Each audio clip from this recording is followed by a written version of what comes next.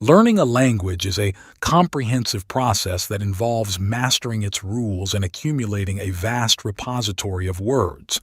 In our case, rules are learning the syntax, and words are actually cmdlets. While syntax provides the framework for proper communication, words, or in our case, cmdlets, are the tools that convey meaning. Balancing the acquisition of both elements leads to effective and proficient language use. So today, we will learn about cmdlets.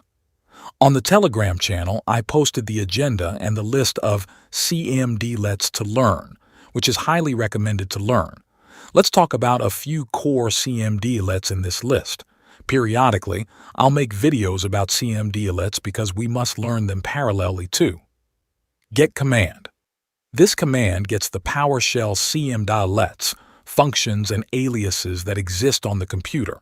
You can provide it with different parameters like verb to show cmdlets with specific verb, or the same way you can specify a name or a part of a name surrounded by asterisks.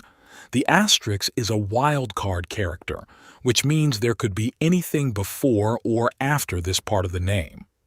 Another use of this cmdlet is getting all cmdlets related to specific modules. Show command. You can execute it as is to see the list of all cmdlets or provide its name parameter with the cmdlet's name to see a window for a specific cmdlet. Usually, the current console is called the host, so we have a few core cmdlets related to it.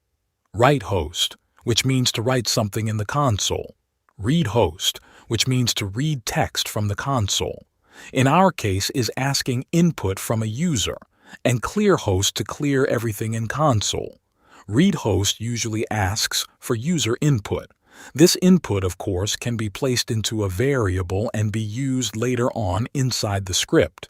To be more kind, we can use the prompt parameter to give the user a message.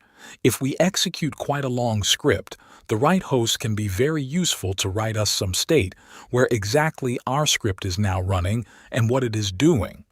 One of the pretty nice things is that we can play with the text color and the background colors, which can help us to mark some things for better eye-catching.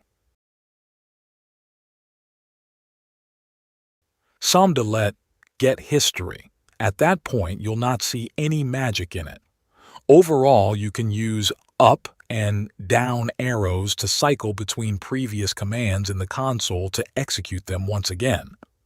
And of course, as you can guess, there is exist clear history cmdlet. That clears the history.